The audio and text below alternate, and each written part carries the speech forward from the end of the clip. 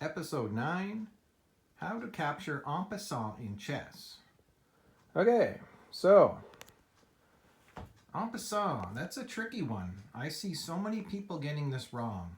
It's like deer in the headlights trying to learn this. So we're going to take it slow. All right, so I broke it down into there's 3 very important things that have to happen for En Passant to work out. So if you can memorize all 3, you're laughing. Okay, criteria number 1 is the pawn has to be on its initial square and move 2 squares in one go. You know how the pawn has the option of moving 1 square or 2 squares. 1 square. It has to have gone 2 squares. All right, so memorize that. Pawn has to go 2 squares on its opening move. Boom, got it. Number 2.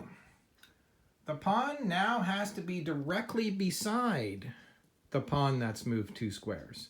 So see this guy standing here? When he moved 2 squares, he is right beside him now, directly beside him. So memorize that.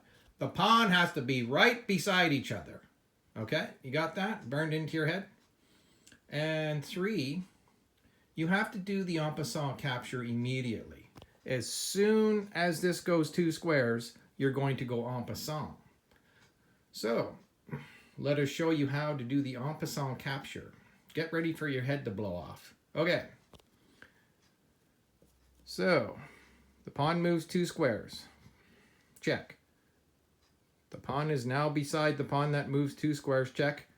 You capture this pawn by capturing it as if it only moved 1 square, and then you remove the pawn from the board. Whoa. Okay, let's do that again. So, pawn moves 2 squares. You're now beside here, and you capture it en passant as if he only moved 1 square, because pawns capture on an angle, and then he's removed from the board.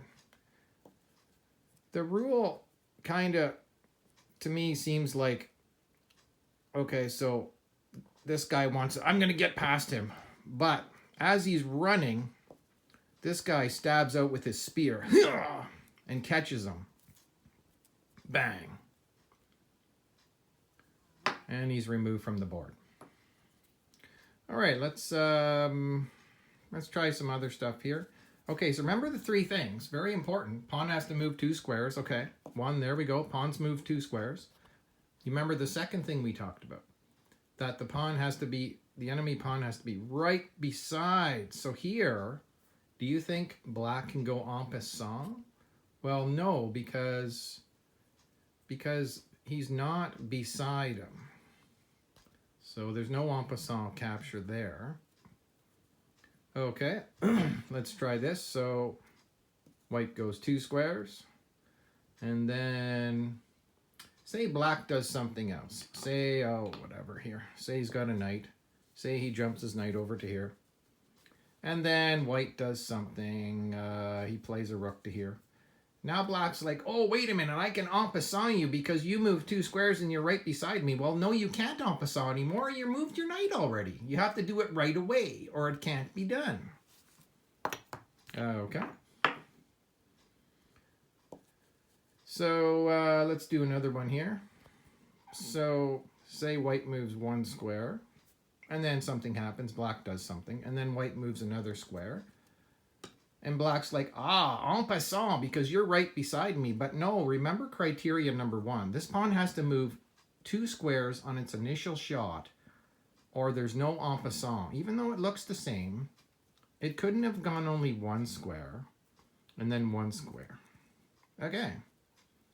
I think I got it. I hope you don't mind my high-tech 3. I'm just learning how to do this YouTube stuff, so I don't know much about the graphic stuff and videos and all that stuff. But anywho, I'll improve over time. So practice that. I have a YouTube short about en passant. You could maybe, if you're impatient, you can just put it on loop and absolutely burn this into your head. So many people confuse this rule. It's like, whoa, what's going on, man? Remember, the pawn moves 2 squares, has to move 2 squares. The pawns have to be beside each other. And 3, you have to capture immediately.